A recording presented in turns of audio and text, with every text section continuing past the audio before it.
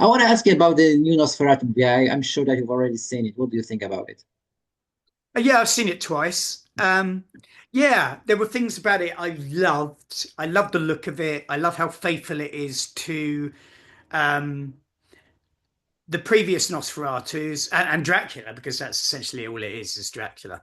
Um, Obviously, with it changed from London to this fictional Germanic town.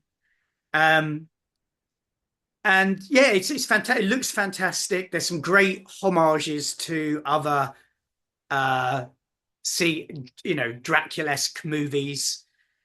Wasn't overly, I loved how he sounded. I didn't find him very scary. There were some scare moments. I wasn't, I would hate for any CGI, and I loved what they did with it. I mean, I loved it. It's not my favorite by far. um because I think, I mean, obviously he's got a love for the for the sort of field of expertise, and he's actually doing a werewolf movie next. But yeah, there was a lot of love for it, but there were a few things that I immediately, and it's not just me. I spoke about it with plenty of people, and there were a few things that we just all agreed on.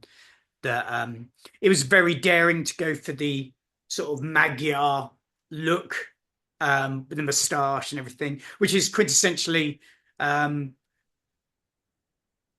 faithful to the look from the book and from the time period.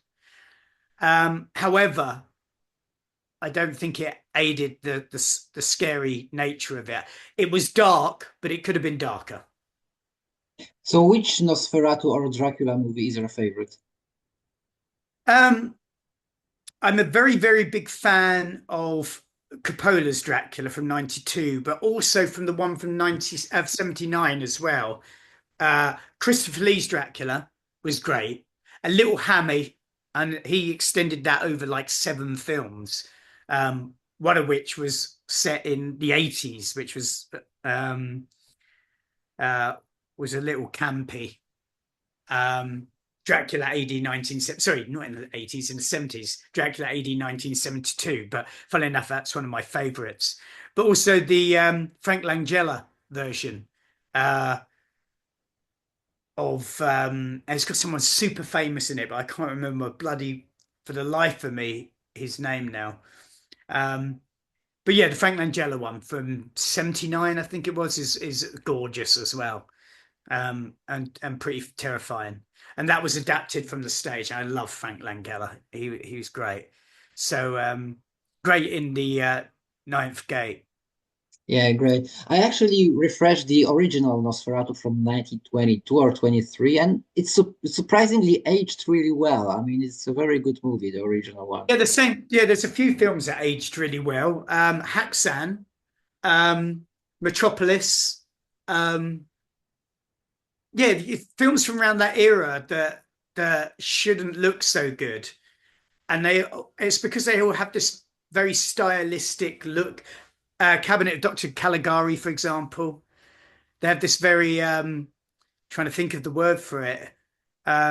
Metropolis, especially a certain impressionist look uh, that I think has survived to this day.